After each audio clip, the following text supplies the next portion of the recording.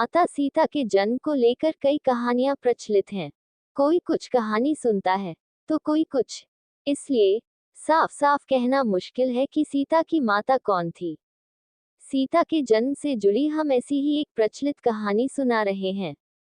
एक बार लंकापति रावण के तप से खुश होकर भगवान ब्रह्मा उसे वरदान मांगने को कहते हैं। रावण उनसे अमर होने का वरदान मांगता है। ब्रह्मा जी उसे अमर होने के अलावा कोई दूसरा वरदान मांगने को कहते हैं। रावण वरदान में मांगता है कि मुझे सुर, असुर, पिशाच, नाग, किन्नया, अप्सरा कोई भी न मार सके। रावण मनुष्य द्वारा न मारे जाने के बारे में नहीं बोलता है, क्योंकि वह मनुष्य को तिनके के समान समझता था। वरदान पाने के बाद रावण हर तरफ तबाही मचाना शुरू कर देता है। एक दिन वह दंडकारण्य नामक जगह पहुंचता है, जहां ऋषि मुनियों का निवास था। रावण को ऋषि मुनियों को मारना उचित नहीं लगा, लेकिन वो उन ऋषि मुनियों के रक्त को एक कमंडल में भरकर साथ ले जाता है।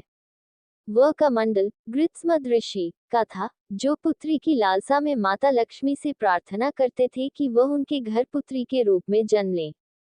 इसके लिए गृत्समद ऋषि रोजाना पूजा पाठ के दौरान पवित्र मंत्र पढ़कर दूध की कुछ बूंदें कमंडल में डाला करते थे, जिसमें रावण रक्त भरकर अपने साथ ले गया था। रावण कमंडल को लंका ले गया और वह पहुंचकर कमंडल अपनी पत्नी मंदोदरी को देकर कहता है, यह विषैले रक्त से भरा है, इसे संभाल कर रखना और किसी को मत देना। कुछ दिन बाद विहार के लिए रावण किसी पर्वत पर चला जाता है। मंदोदरी को इस तरह रावण का जाना अच्छा नहीं लगता है। वो मृत्यु प्राप्त करने के लिए कमंडल में भरे विष का पान कर लेती है। कमंडल के रक्त को पीने के कुछ समय बाद मंदोदरी गर्भवती हो जाती है।